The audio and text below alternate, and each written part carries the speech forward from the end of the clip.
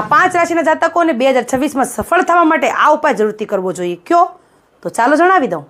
આ ઉપાય જાણતા પહેલાં કમેન્ટમાં જય માતાજી જરૂર લખી દેજો અને વિડીયોને શેર કરવાનું ભૂલતા નહીં. તો પહેલી રાશિ આવે છે મેષ રાશિ. મેષ રાશિના જાતકોને 2026માં ધંધાકીય ક્ષેત્રમાં સફળતા મેળવવા માટે 7 સોમવાર મહાદેવને પંચામૃત ઓમ નમઃ શિવાય મંત્ર બોલીને અભિષેક જરૂર કરવો જોઈએ. બીજી રાશિ આવે છે કર્ક રાશિ. કર્ક રાશિના જાતકોને આર્થિક ધનના લાભ માટે 7 શનિવાર હનુમાનજીના મંદિરે જઈ સરસવના તેલનું દીવો કરો અને 3 હનુમાન ચાલીસાનો પાઠ જરૂર કરજો.